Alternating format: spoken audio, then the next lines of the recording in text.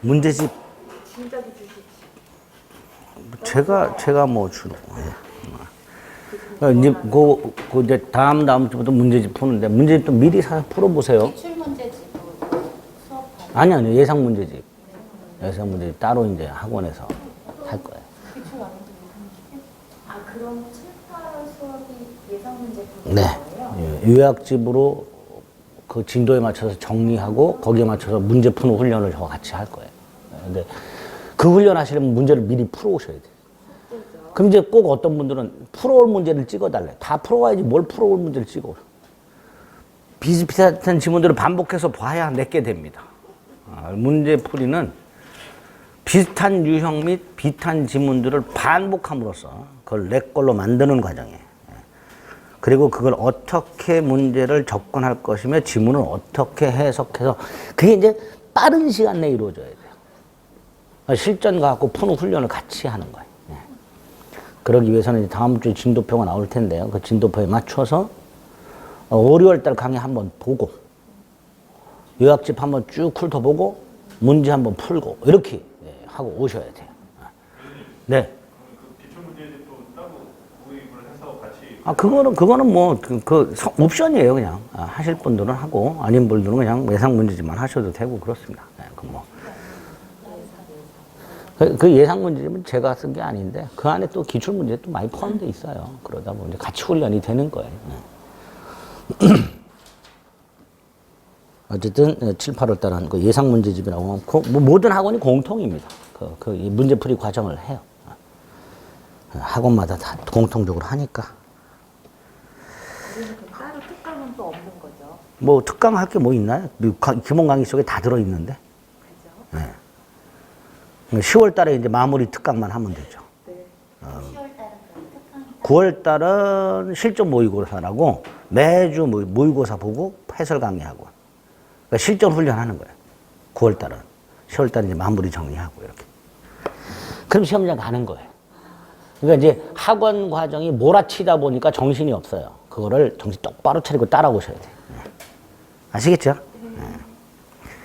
다음 주에 7, 8월 달 과정은 어떻게 할 것인지 따로 말씀을 또 드리겠습니다.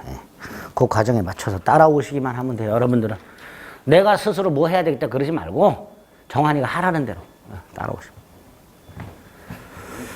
자, 계약 총론 보고 있습니다. 그 중에 쌍무계약의 효력을 봤고요. 그 중에 동시한변권을 봤습니다. 두 번째가 위헌부담이라는 게 나옵니다. 부담.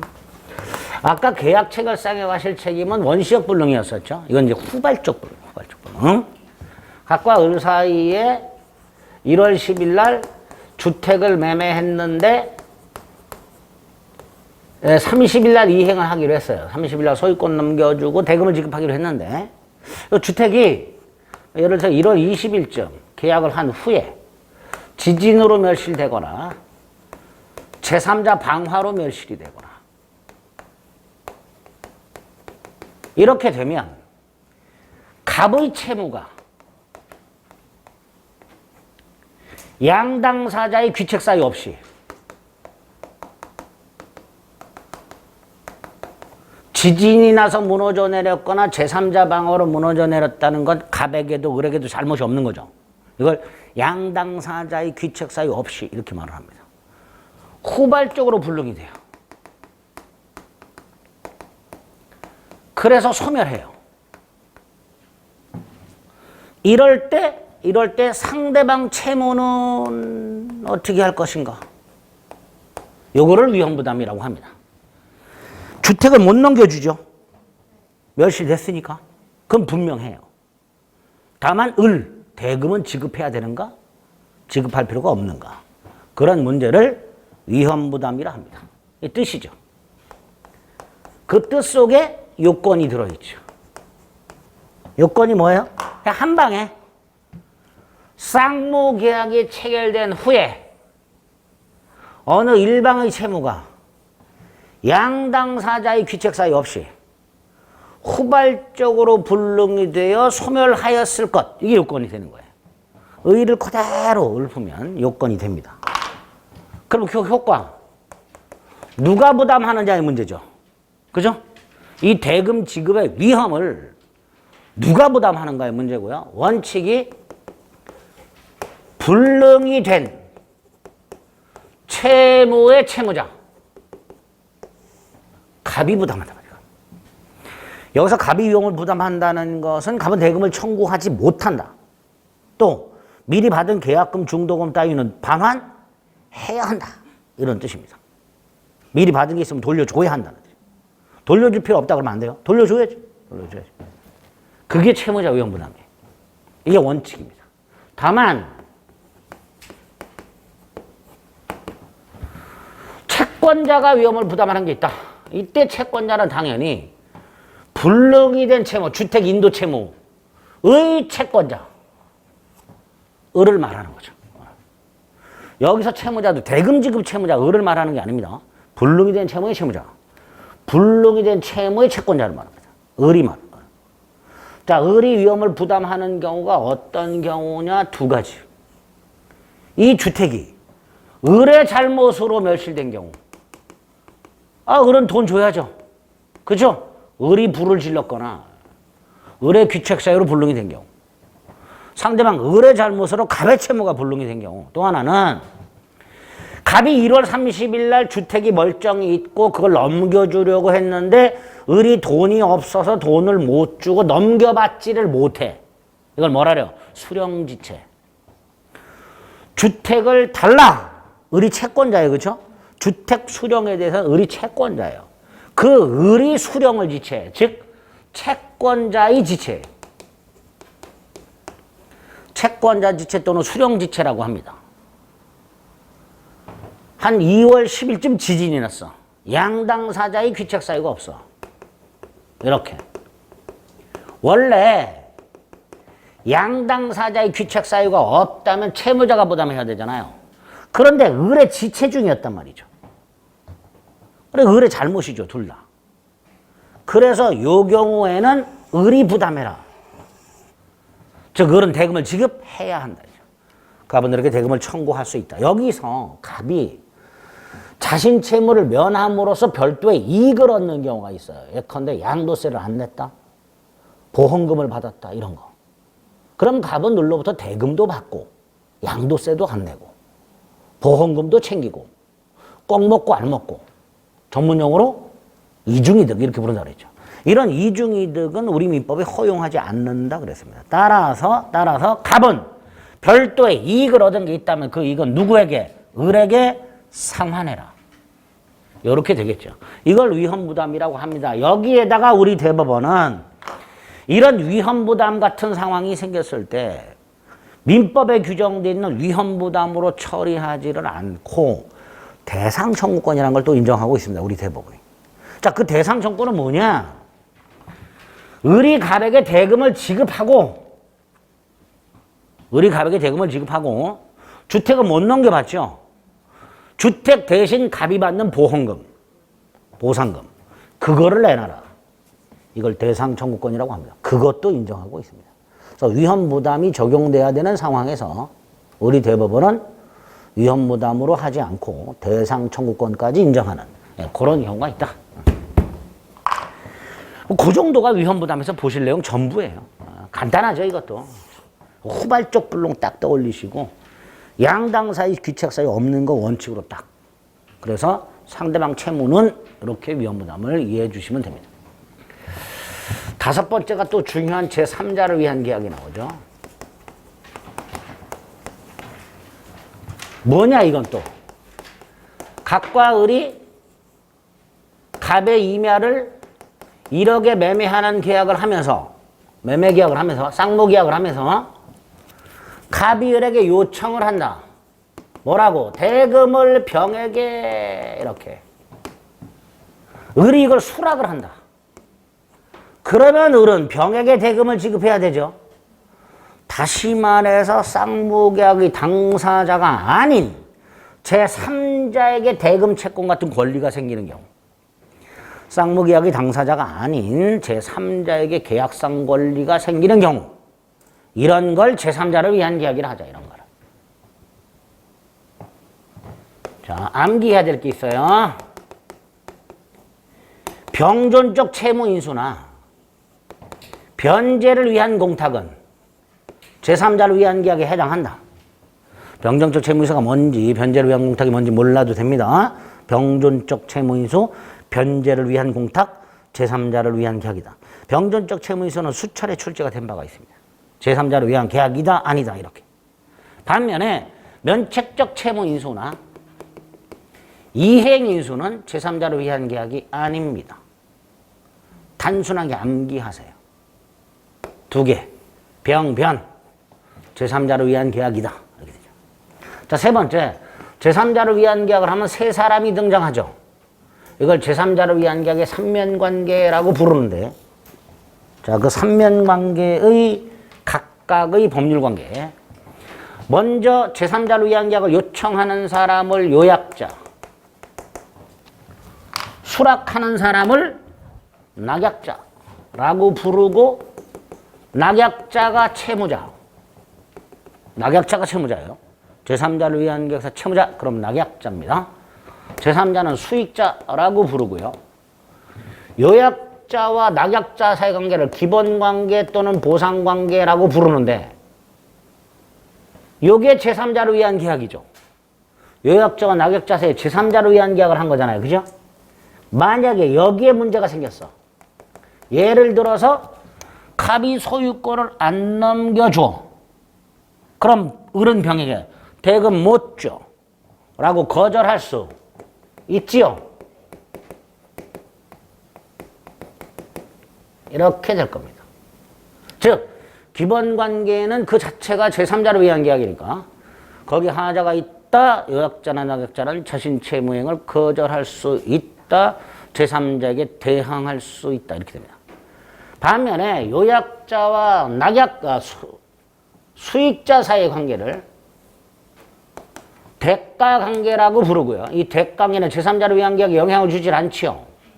따라서 여기에 설령 뭔가 문제가 생겼다 하더라도 요약자든 낙약자든 자신 채무행을 거절, 대항하지 못한다. 이렇게 거의 공식처럼 기억을 해두셔야 됩니다. 공식처럼. 꼭 기억하셔야 될 문장입니다. 그래서 그대로 대입을 하셔야 돼요. 기본관계 대항할 수 있다. 대가관계 대항하지 못한다. 딱 기억을 해두셔야 됩니다. 네 번째로 제3자를 위한 계약이 성립하기 위한 요건 2개. 요약자와 낙약자 사이에 유효한 쌍무계약이 체결될 것. 당연한 거고. 두 번째, 제3자에게 권리를 발생케 하는 특약이 존재해야 되죠. 그걸 제3자 약관이라고 한다고 그랬습니다.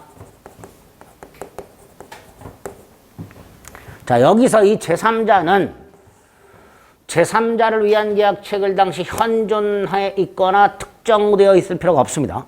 그래서 태아나 설립 중 법인을 위한 제3자를 위한 계약도 얼마든지 유효하게 체결할 수 있습니다.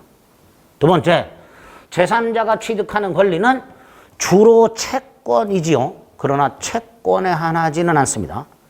물권도 되고 특허권도 됩니다. 을이 갑에게 돈을 줄 테니 물건을 병에게 갖다 줘라.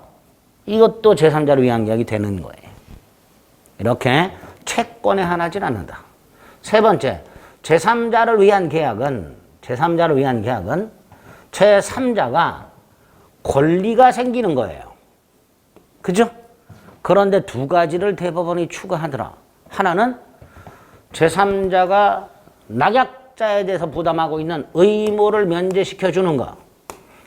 이것도 제3자를 위한 계약에 준하여 유효하다. 갑이 을에게 대금을 안 받을 테니 병한테 빌려준 1억을 받지 말아라. 을이 알았다. 이것도 제3자를 위한 계약에 준하여 유효하다.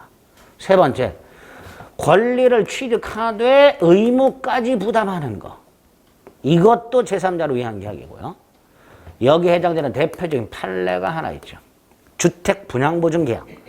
갑 건설회사로부터 아파트를 분양받은 수분양자 병. 분양계약이 있습니다. 아파트 분양계약. 이게 대가관계예요. 그런데 갑이 주택 분양보증회사와 주택 분양보증계약을 체결하는 경우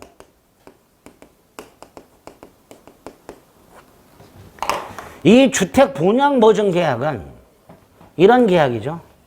만약에 내가 부도가 나면, 그죠?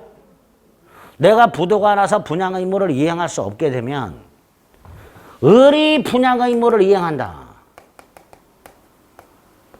이런 계약이죠. 즉 갑이 부도나가 나는 것을 조건으로 하는 제3자를 위한 계약이 됩니다. 그죠? 수분양자를 위한 제3자를 위한 계약이 됩니다. 그리고 갑이 실제로 부도가 나면 제3자인 병은 을에게 권리만 취득하는 게 아니라 잔금 등을 납부해야 될 의무까지 부담하게 되는 거예요. 즉 의무를 부담하는 것을 전제로 권리를 취득하게 됩니다. 또 뒤에서 보시겠지만 병에게 권리가 생기려면 수익의 의사라는 걸 표시해야 되는데요. 이 수익의 의사 표시는 당연히 명시적으로 할 수도 있고 묵시적으로 할 수도 있게 됩니다. 이런 것들이 제3자 약관에서 확인이 돼야 됩니다.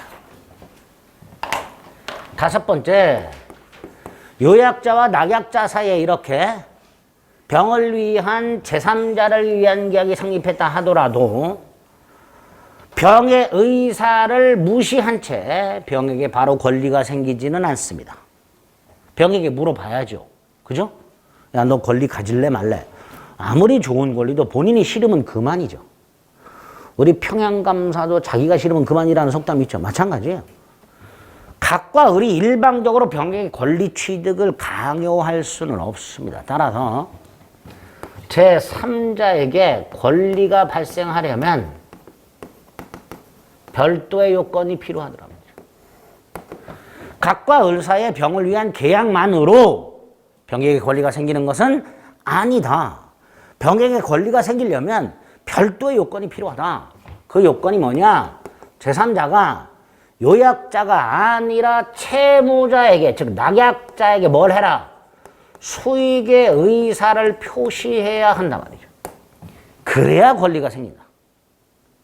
그래서 이 제3자의 수익의 의사 표시는 제3자를 위한 계약의 성립 요건도 아니고 유효 요건도 아니고, 이거 없어도 제3자를 위한 계약은 유효하게 성립하고, 그래서 이건 권리 발생 요건에 불과하다. 두 번째, 누구한테 한다고요? 채무자, 즉 낙약자 계약. 요약자가 아니라. 세 번째, 일방적인 거고요. 권리예요. 일방적인 권리를 뭐라 하죠? 형성권. 그런데 형성권은 항상 행사 기간의 문제가 생긴다 그랬어요. 천년, 만년 행사할 수 있는 게 아니죠. 이때 형성권은 행사 기간을 당사자가 정하지 않으면 10년의 제척 기간이 걸려요. 그러면 요약자와 낙약자가 제3자를 위한 계약을 하면서 제3자 수익의 의사 표시를 언제까지 할 것인가의 기간을 정하지 않으면 제3자는 10년 내만 하면 돼요. 너무 길어. 너무 길어. 그래서 이런 경우에 물어볼 수 있도록 해놨어요. 너 돈 받을래 말래? 이렇게. 수익 여부의 확답을, 이익을 향수할 것인지 여부에 대한 확답을 최고할 수 있고, 갑은 확답을 해줄 의무 따위는 없어요. 병은 확답을 해줄 의무 따위는 없습니다. 따라서 병이 확답을 안 한 경우, 그래서 을이 확답을 받지 못한 경우 수익을 거절한 것으로 본다. 수익을 거절한 것으로 본다. 그렇게 제3자 권리 발생 요건이 어떤 건지를 확인하셔야 됩니다. 여섯 번째, 제3자를 위한 계약의 효력이라고 해서 특히 제3자가 수익의 의사표시 한 경우, 자, 일단 제3자가 수익의 의사표시를 하면요, 제3자의 권리는 확정적으로 발생하죠. 그리고 제3자는 갑을 거치는 게 아니라 직접 을에게 권리를 행사할 수 있습니다. 그리고 세 번째, 적어도 갑과 을은 합의로 제3자의 권리를 소멸시킬 수도 없고 변경시킬 수도 없습니다. 그래서 각과 을이 제3자가 수익의 의사를 표시한 후에 제3자를 위한 계약을 합의 해제하더라도 그 합의 해제 효력은 병에게는 미치지 않는다. 이렇게 얘기하게 됩니다.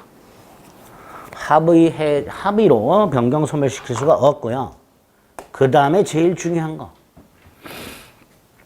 병이 을에게 수익의 의사를 표시했음에도 불구하고 을이 채무를 이행하지 않는다. 그러면 효과가 세 가지가 나와요. 병이 을에게 돈 달라 했음에도 불구하고 그리고 갑이 을에게 소유권을 넘겨줌에도 불구하고 을이 대금을 지급하지 못하고 있더라. 낙약자의 채무 불이행이 있으면 계약 해제권, 원상회복 청구, 손해배상 요 세 가지 효과가 생기는데요. 자, 이때 해제는 당연히 갑이 해야지요. 병은 계약 당사자가 아니기 때문에 병이 계약을 해제하거나 계약을 취소하거나 이런 건 있을 수 없습니다. 자, 이때 병의 동의 따위는 필요가 없고요. 그죠? 일방적인 거니까 해제권이란 건 일방적인 거니까 동의, 수익의 의사를 표시한 병의 동의 따위는 필요가 없고요. 또 이 병은 계약 해제로 인하여 보호되는 제3자 548조 1항 단서 계약이 해제되더라도 제3자 권리는 해하지 못한다라는 548조 1항 단서에서 보호되는 제3자가 아니다. 제3자를 위한 계약의 제3자는 선의의 제3자에게 대항하지 못한다든가 제3자 권리하지 못한다든가와 같은 제3자 보호 규정의 제3자가 아니다. 따라서 을의 채무 불이행을 이유로 갑이 계약을 해제하게 되면 병의 을에 대한 대금 청구권을 소멸한다. 이건 어쩔 수 없다. 합의로 소멸시킬 수 없을 뿐 일방적 해제나 취소를 통해서 소멸한단 말이죠. 보호되는 제3자가 아니기 때문에. 원상회복도 갑과 을 사이에 이루어져야 한다. 따라서 을이 병에게, 병이 을에게 원상회복이나 반환 따위를 청구할 수는 없다. 원상회복도 요약자와 낙약자 사이에 이루어져야 한다. 반면에 병은 뭐 할 수 있다? 손해배상을 청구할 수 있다. 이렇게 되겠지. 이렇게 제3자가 수익에서 표시 후 낙약자의 채무 불이행했을 때 그 효과, 이것도 아주 중요하죠. 제3자를 위한 계약에서 나올 수 있는 내용이 이게 거의 전부예요. 요거 가지고 돌려막기 하는 거예요. 지분이 나왔을 때 요건에서 나온 건가, 제3자 약관에서 나온 건가, 제3자 권리 발생 요건에서 나온 건가, 효력에서 나온 건가, 이런 걸 탁탁탁 구별해가지고 거기에 나온 지분들이 쫙 머릿속에 기억이 나야 됩니다. 지문을 보면서. 자, 이게 제3자를 위한 계약이고요. 마지막으로 이제 계약의 해제가 나오죠. 계약 총론에. 계약 총론 내용 보세요. 5문제가 나오는 내용이 이거밖에 안 돼. 지상권 전체 합친 거보다 조금 더 많아. 근데 5문제가 나와. 그러니까 열심히 해야죠. 계약의 해제가 있고 해지가 있는데 해제만 조심하시면 되죠. 해제. 뭐냐 이건 또 일단 계약이 성립이 됐어요. 계약이 체결됐고요. 그 계약이 유효해요. 그런데 계약을 한 후에 일정한 사유가 생겨요. 채무 불이행 같은. 그래서 이걸 근거로 계약을 처음부터 없었던 상태로 되돌려버려요. 그런데 일방적인 거고요. 의사표시예요. 해제 의사를 표시해야 돼요. 이렇게 유효하게 성립한 계약을 계약 이후 사유를 근거로 소급해서 소멸시키는 일방적인 의사표시를 계약의 해제를 한다. 그래서 구별해야 될 것들이 몇 개가 있다. 첫째, 철회하고 구별해라. 철회는 의사표시가 효력이 생기기 전에 그걸 소멸시키는 것을 철회라 한다. 취소하고도 구별하자. 취소는 법률행위 당시에 계약 당시에 제한능력, 착오, 사기강박이 있을 때 그때 취소하는 거다. 해제는 계약 이후 사유다. 세 번째, 해지하고 구별해라. 해제는 소급소멸, 해지는 장래소멸. 그리고 중요한 거, 합의 해제하고 구별해라. 해제는 일방적 행위, 단독 행위. 합의 해제는 기존의 계약을 해제하기로 하는 계약. 그죠? 따라서 단독 행위인 해제에 관한 규정은 합의 해제에 적용되지 않는 게 원칙이다. 단독 행위인 해제에 관한 규정은 합의 해제에 적용되지 않는 게 원칙이다. 그래서 꼭 기억해야 될 것 두 개. 합의 해제는 손해배상 청구할 수가 없고 원칙적으로 이자가산 의무 없고 꼭 기억해야 되죠. 해제는 손해배상 청구할 수 있고 이자가산해서 돌려줘야 되는데 합의 해제는 그런 거 필요 없단 말이죠. 반면에 예외 합의 해제도 해제와 마찬가지로 계약은 소급해서 소멸하며 이자까지 돌려줄 필요는 없지만 받은 돈은 돌려줘야 되겠죠. 원상회복 의무가 생기며 아까 계약이 해제가 되면 제3자 보호된다고 그랬죠. 이것도 합의 해제에 적용이 돼요. 이렇게 세 가지는 합의 해제에도 적용이 된다. 세 번째, 합의 해제. 명시적 합의 해제도 있을 수 있고 묵시적 합의 해제도 있을 수 있다. 계약을 체결한 양당사자가 이행을 하지 아니한 채 장구한 세월이 흘러버렸어. 갑이 받은 돈을 돌려주겠다고 공탁을 했고 매수인이 이의 없이 찾아가 버렸어. 묵시적 합의 해제 이렇게 되겠죠. 묵시적 합의 해제. 네 번째, 합의 해제 후에 그럼 계약은 소멸했죠. 소멸한 계약을 부활시킬 수 있냐? 있다. 삶은 계란 먹으면 되죠. 그럼 부활하죠. 부활절 예배 가면 삶은 계란 주잖아요. 그죠? 먹으면 부활하죠. 부활시킬 수 있다. 합의 해제로 소멸한 계약을 당사자가 만나가지고 부활시키기로 하는 약정은 얼마든지 당사자 회사에서 할 수 있단 말이죠.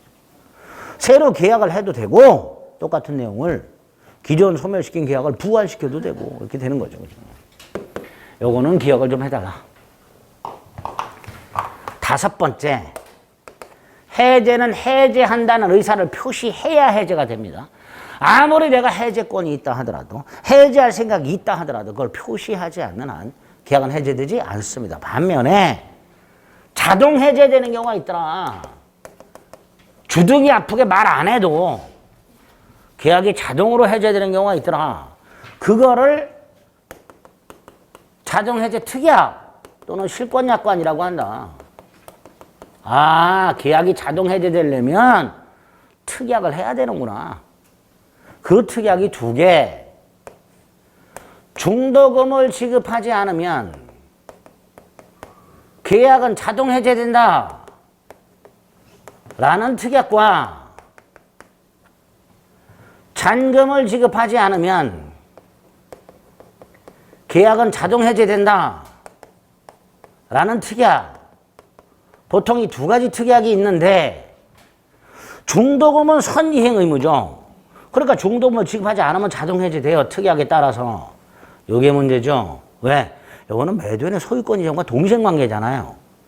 자, 잔금을 지급하지 않으면 자동 해제된다는 특약이 있는데 매수인이 잔금을 안 줘. 근데 왜 안 줘? 매도인의 소유권을 안 넘겨줘서. 자, 이 경우에는 매수인 잘못이 아니죠. 그럼 이때는 자동 해제되면 안 된단 말이죠. 그러니까 중도금 지급하지 않으면 자동 해제된다라는 특약과는 달리 잔금을 지급하지 않으면 자동 해제된다는 특약이 있을 때는 단순히 잔금을 지급하지 않는다는 사실만으로는 자동해제되지 않고 이게 지체가 되어야 자동해제된다는 뜻이죠. 즉 잔금 지급일 날 매도인이 소유권 이전에 관련된 서류를 준비해서 매수인에게 제공하고 그럼에도 매수인이 잔금을 지급하지 않아서 그 매수인의 잔금 이행지체에 빠뜨려야 그래야 자동해제된다. 이렇게 되겠죠. 두 가지를 구별해서 기억을 해두시면 됩니다. 자, 일단 이렇게 해제와 구별되는 것 중에서 특히 합의 해제는 꼭 구별을 좀 해주셔야 됩니다. 그 다음에 이제 중요한 게 해제권 발생 원인이죠. 해제권 발생 원인. 해제권 발생 원인은 해제 사유라고도 하는데요. 두 종류가 있어요. 당사자가 약정을 한 경우 밀양 땅을 사면서 내가 사는 땅이 공항부지에서 탈락하면 계약을 해제할 수 있다. 이렇게 약정을 해놨어. 그런데 공항부지에서 탈락을 해버렸네. 그럼 약정 해제 사유가 발생했죠.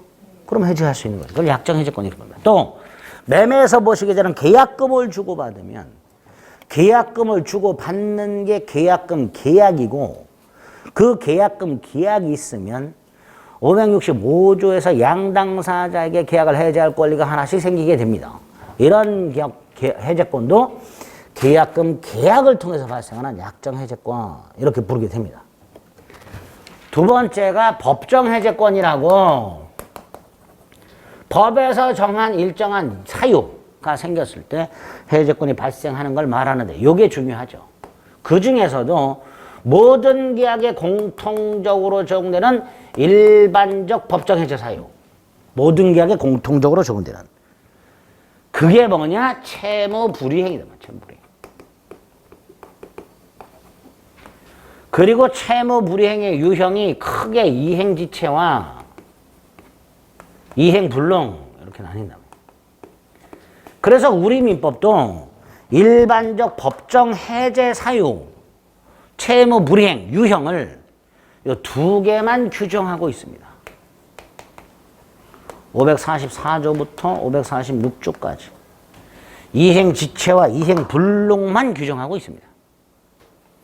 그런데 학자들이나 대법원 이거 외에도 불완전 이행이란 경우 하고요.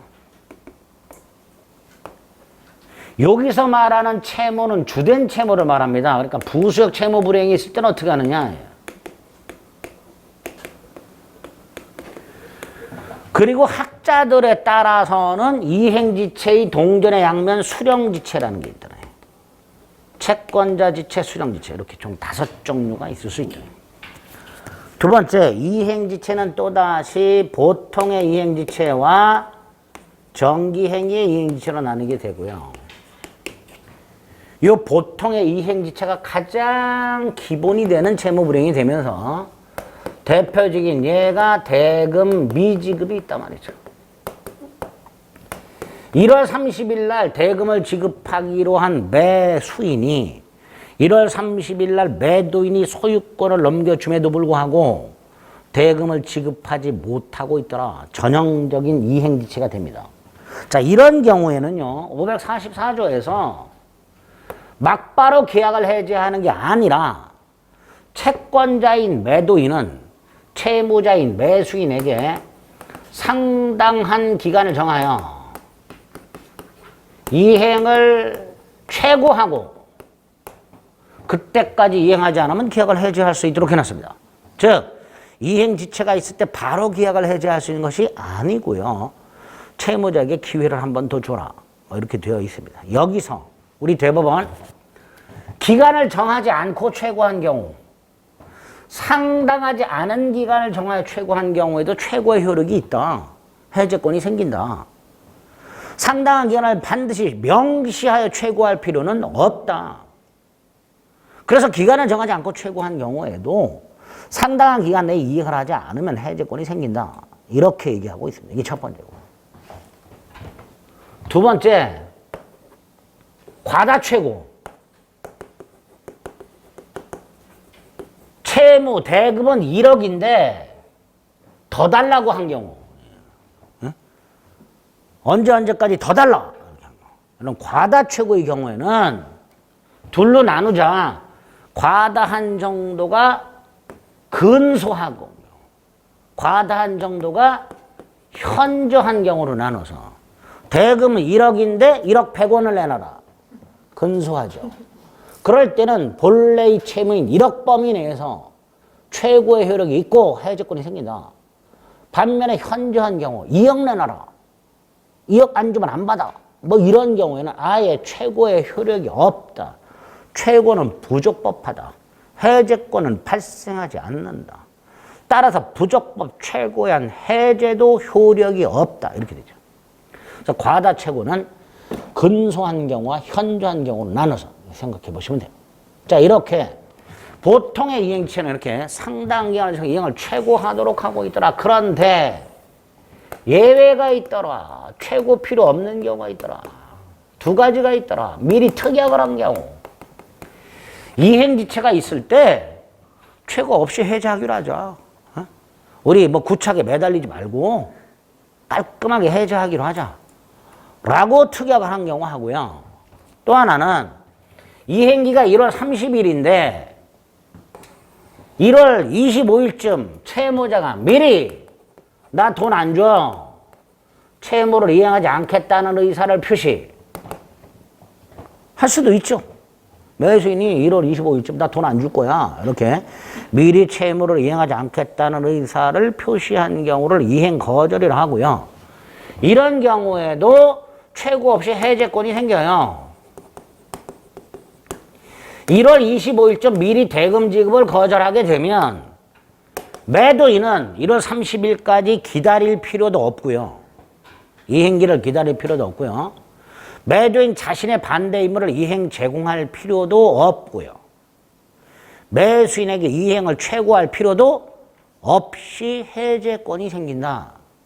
그런데 여기서 또 아주 조심해야 될 게 하나 나오죠. 갑이 계약을 해제하지 않고 있는 사이에 매수인이 1월 28일쯤 이행 거절 의사를 철회해버려. 다시 돈 줄게. 안 주겠다 그랬던 놈이 며칠 있다가 다시 돈을 주겠다. 그러면 이 갑의 해제권은 소멸하고 다시 원칙으로 돌아가라.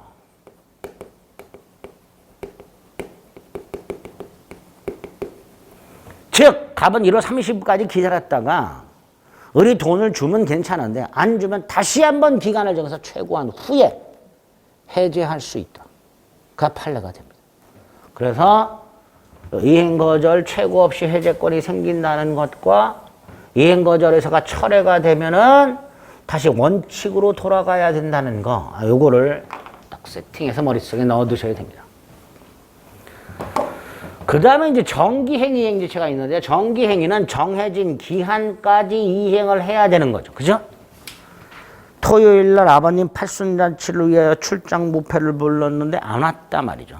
당연히 이런 경우에는 최고 없이 해제권이 생기게 됩니다. 그 다음에 이행불능은 이행할 수 없는 거죠. 매도인이 을에게 자동차를 팔았고 일주일 뒤에 넘겨주기로 했는데 그 사이에 자동차 사고가 나서 폐차를 해버렸어요. 이행할 수 없게 됐죠. 당연히 매수인은 이행기를 기다릴 필요도 없고 최고할 필요도 없이 해제권이 생기게 됩니다. 그죠? 두 번째, 일부 이행불능.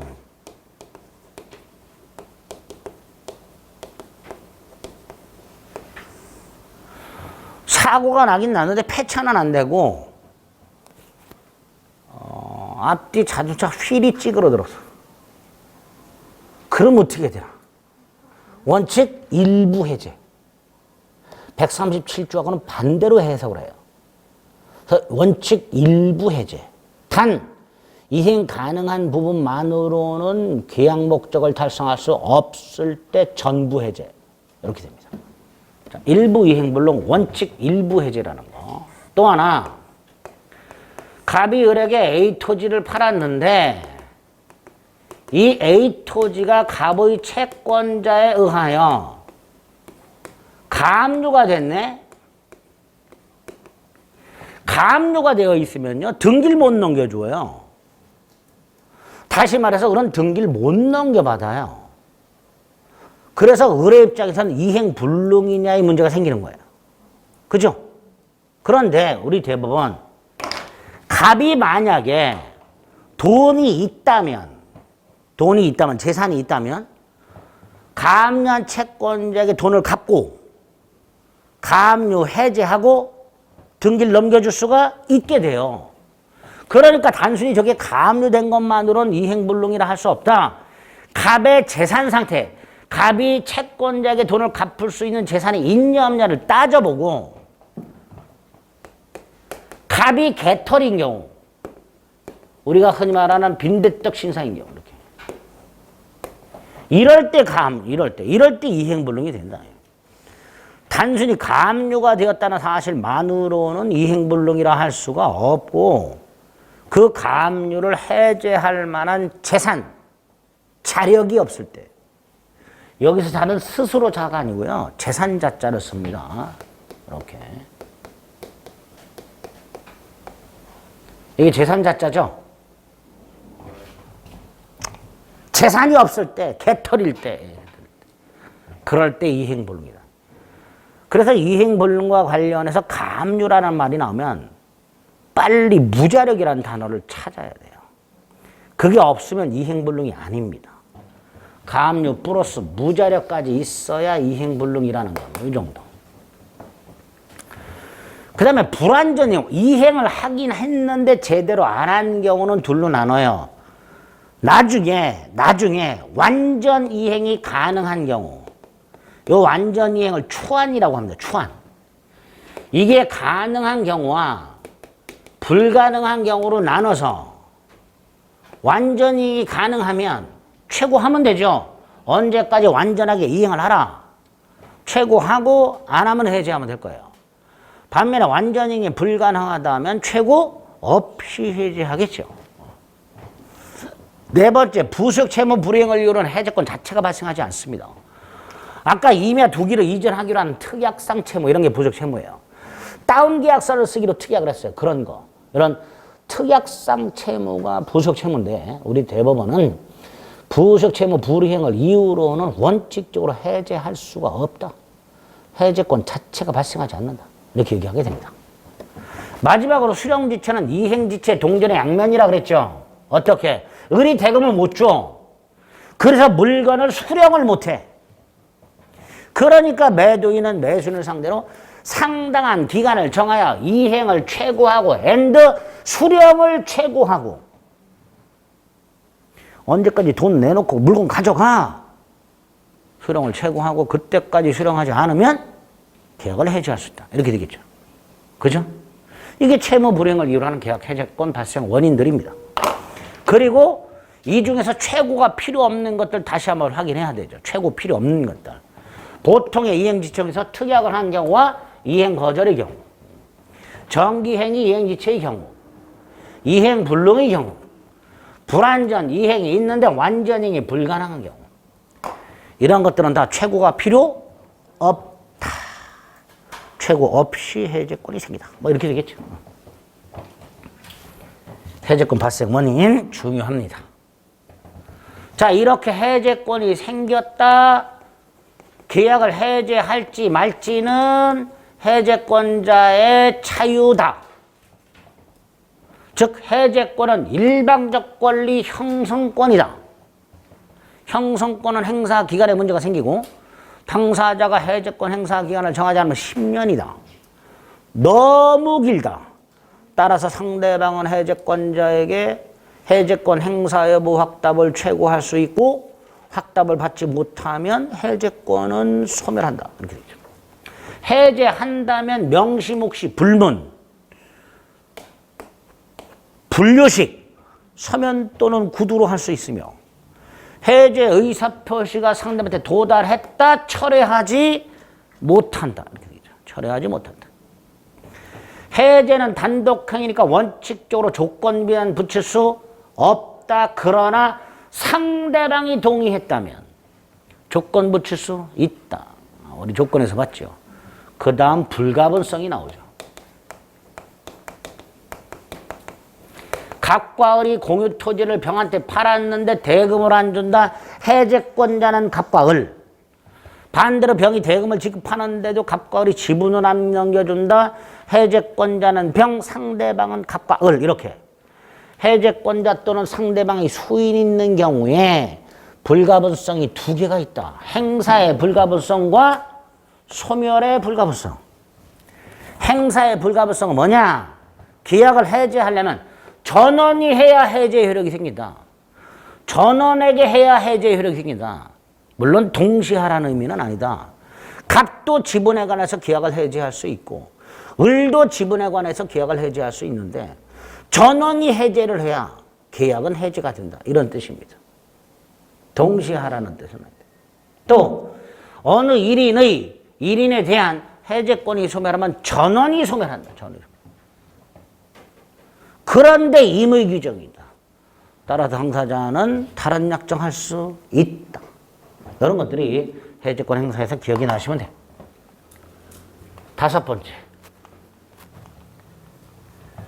계약을 해제했다. 어떤 효과가 생기는가? 첫 번째가 계약은 소급해서 소멸한다. 계약은 처음부터 없었던 상태로 되돌아간다. 자, 이 계약 소멸과에서 부동산 매매 계약. 갑과 을이 계약을 했고 을에게 등기를 넘겨줌으로써 소유권이 넘어간 상태에서 갑이 계약을 해제해버리면, 자, 우리 물권에서 봤던 거 기억을 더듬습니다. 을등기 말소할 필요 없이 소유권은 갑에게 복귀가 되고 을등기는 무효가 되고, 따라서 갑은 을을 상대로 말소등기를 청구할 수 있고 그 말소등기 청구는 복귀한 소유권에 기초한 물권적 청구로서 소멸시에 걸리지 않는다. 그게 딱 머릿속에 들어오라. 그런데 문제가 생겼다. 을등기가 말소가 되기 전에 을과 거래한 놈이 있단 말이죠. 을과 거래한 놈. 제3자 어떻게 할 거냐, 이 제3자. 갑과 을의 계약이 해제됨으로써 당사자는 등기 등을 원상에 회복해야 되는데 이미 병한테 팔아먹었다면 이놈 등기는 어떻게 해야 되는 거예요? 문제가 생기는데 548조 1항 단서에서 제3자는 보호하도록 하고 있더라. 즉 제3자 권리는 행하지 못한다. 이렇게 되어 있더라. 자, 이때 제3자가 두 그룹이 있다. 갑과 을의 계약이 해제가 되기 전에 을과 거래한 제3자와 갑을 간의 계약이 해제가 된 후에 을등기가 말소가 되기 전에 거래한 제3자. 두 그룹이 있고 해제 전 제3자는 선악을 묻지 않고 보호된다. 해제되기 전이니까 해제 사실에 대한 선악이 있을 수가 없지 않냐. 반면에 해제 후 말소 등기 전에는 해제 사실을 모르고 있었던 사람만 보호가 된다. 해제 후 말소 등기 전 선의의 제3자. 나가 이 두 놈은 부동산은 등기까지 갖추고 있어야 보호가 된다. 등기까지 갖추고 있어야.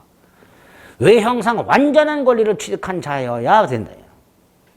그리고 이 기준에 따라서 548조 1항 단서의 제3자 계약 해제가 되면 소급해서 소멸하게 되는데 그 소급표가 제한되는 제3자, 소급표의 영향을 받지 않는 제3자, 보호되는 제3자가 아닌 놈들,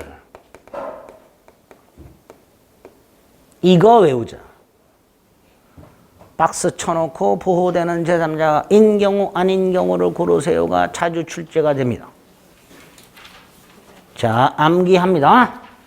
계약이 계약이 해제되면 소멸하는 채권, 매매대금 채권 따위를 양수한 사람, 그거를 압류 또는 감류하고 추심 또는 정부명령을 받은 사람, 대표적으로 아파트 분양권을 산 사람, 이 분양권 양수인은 분양계약이 해제되면 분양권 상실,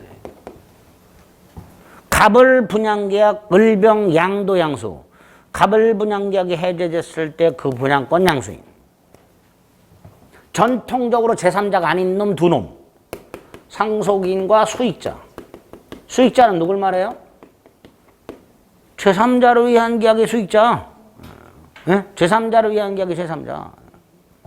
네 번째, 갑과 을이 토지를 매매, 토지 매매.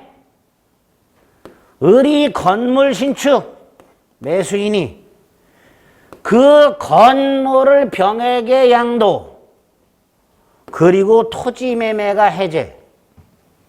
이렇게 토지 매매가 해제되었을 때 토지 매수인이 신축한 건물의 양수인. 보호되는 제3자 아니다. 얘는 건물을 거래했으니까. 토지 매매가 해제됐을 때 건물을 거래한 자니까 보호되는 제3자일 필요가 없다. 이렇게 되죠. 다섯 번째. 무허가 건물이 있다. 갑에서 을로, 을에서 병으로 순차 매각이 됐고 병이 무허가 건물 관리대장의 소유자로 등재가 되어 있다. 병이. 그 상태에서 갑을 간의 계약이 해제가 됐다. 이때 병. 보호되는 제3자가 아니다. 왜? 등기 아니지 않냐 이거. 갑과 을이 주택 임대차 계약을 했고 주택 매매 계약을 했고 을이 병과 주택 임대차 계약을 했다. 그런데 이 주택 매매가 해제가 됐다. 이때 이 임차인 보호되냐? 갑이 병한테 나가라 그러면 병은 임차권 중에서 나 못 나가. 버틸 수 있냐? 원칙. 그렇다. 얘 원칙 보호된다. 예? 갑을 주택 매매, 을병 주택 임대차, 갑을 주택 매매 해제 됐을 때 병은 갑에게 임차권 주장할 수 있다. 임차인 보호된다. 그런데 안 되는 놈이 하나 있다. 안 되는 놈. 을이 저 주택에 관한 소유권은 취득하지 못한 채 아직 등기는 넘겨받지 않은 상태에서 매도인 갑으로부터 이 주택에 대한 임대, 전세 권한을 부여받아 임대차 한 경우에 임차인. 요 놈은 보호되는 제3자가 아니다. 이렇게 계약이 해제됐을 때 보호되는 제3자가 아닌 놈들을 꼭 숙지해달라. 이 첫 번째 효과가 제일 중요해요. 자, 두 번째 효과는 받은 거 돌려주고 준 거 돌려받는 원상회복 의무가 생기는데 이 원상회복 의무는 일단 부당이득 반환의 특칙입니다. 왜? 선악불문 전부 반환해야 돼요. 부당이득은 선악에 따라 반환 범위가 다른데 원상회복은 선악을 묻지 않고 깡그리 전부 반환해야 되니까 일단 부당이득 반환의 특칙이다. 이렇게 얘기를 하고요. 구체적으로 매수인은 원물을 반환해라. 물로써 물건의 사용이익도 반환해라. 매도인은 돈을 돌려줘라. 받은 날부터 이자를 가산해라. 이렇게 돼요. 특히 548조 2항에서는 받은 날부터 이자 가산해서 반환하라. 이렇게 되죠. 이게 원상회복 의무의 내용이다. 그리고 동시에 이행하라. 이렇게 되겠죠. 동시행관계. 세 번째, 따로 손해배상 청구할 수 있다. 계약의 해지 또는 해제는 손해배상 청구에 영향을 미치지 않는다. 이때 손해배상은 당연히 이행이익 배상이 원칙이다. 그런데 계산하기 간편한 실내익 배상을 구할 수도 있다. 이행이익 배상이 원칙이지만 실내익 배상을 구할 수도 있다. 그리고 요 손해배상과 원상회복도 동시이행 관계다. 매수인의 채무 불이행을 이뤄 계약을 매도인이 해제했을 때 매수인이 계약금 반환을 청구하는 경우 원상회복, 매도인은 손해를 배상할 때까지 못 돌려줘 라고 동시이행의 항변권을 행사할 수 있다. 원상회복과 손해배상 사이에서도 동시이행 관계가 성립한다. 이게 채무 불이행을 이루하는 계약 해제의 효과가 됩니다. 마지막으로 해제권 소멸이 나오죠. 해제권 소멸은 그 소멸 사유 중에서 특유의 소멸 사유 두 개. 아까 봤던 최고의 소멸. 해제권 행사 기한을 약정하지 않았고 상대방이 최고했음에도 불구하고 확답이 없다. 해제권 소멸한다. 또 하나가 원물, 목적물 훼손 또는 개조로 인한 소멸.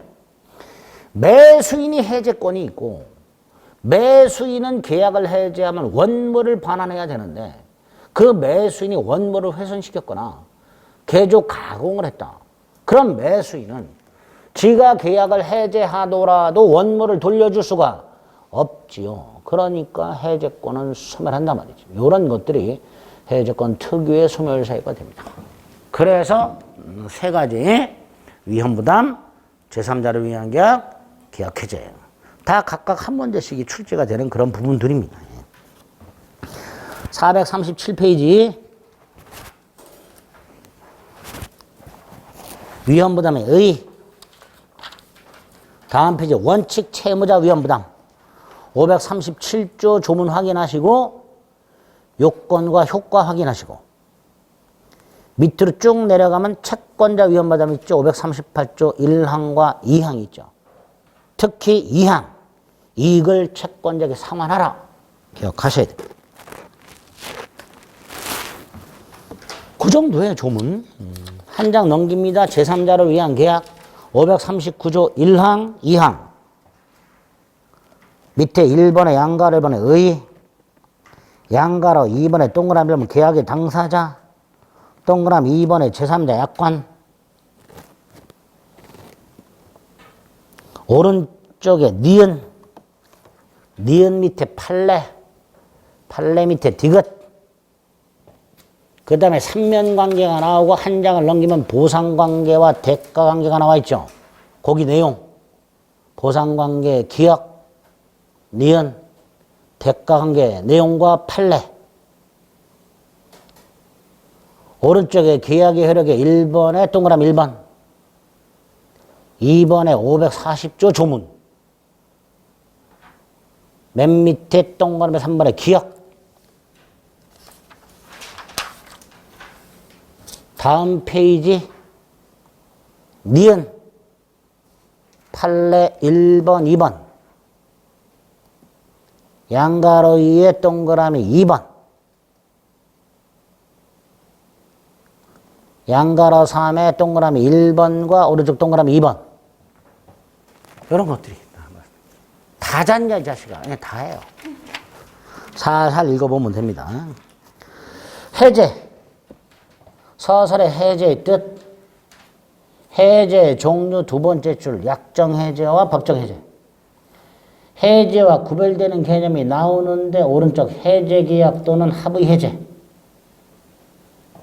동그라미 1, 2 다음 페이지 판례 1, 2, 3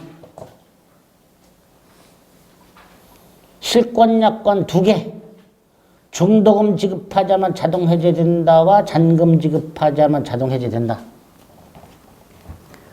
오른쪽 해제권 발생 원인 중에서 법정 해제권 중에서 이행지체 544조 조문 확인하시고 다음 페이지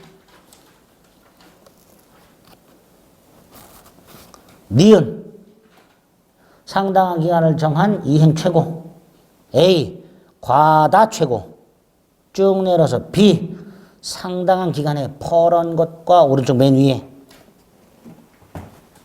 반드시 일정 기간을 명시할 필요는 없다.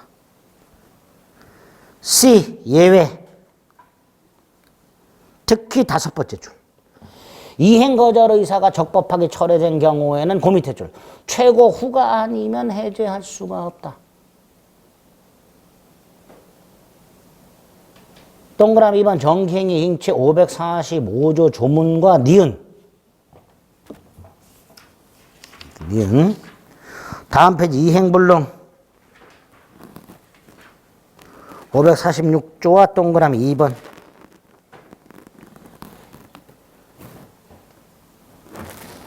밑에 불완전행 둘로 나눠서 특히 초안이 불가능할 때 최고 없이 해제 마지막 오른쪽 부적 의무 불행을 이유로 하는 해제권은 발생하지 않는다. 해제권 행사 밑에 543조 1항 2항. 다음 페이지 동그라미 1번.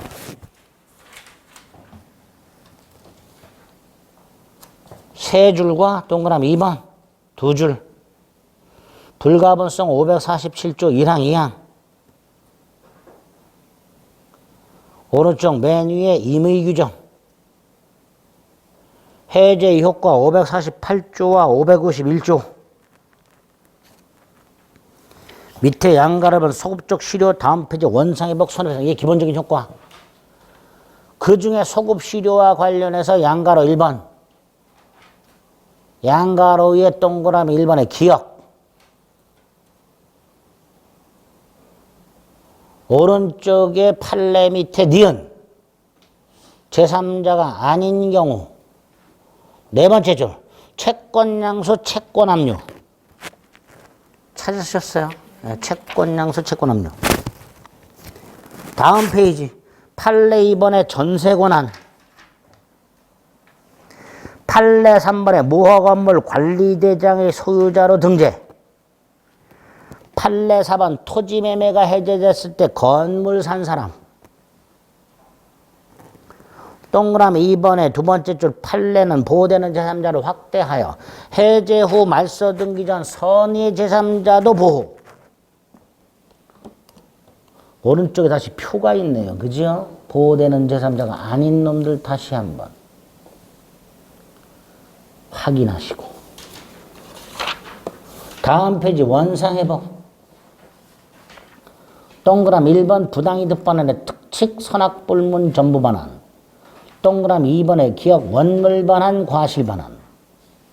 동그라미 2번 금전 반환 받은 날부터 이자 가산. 오른쪽 손해배상 둘 다 행사할 수 있다. 동그라미 1번.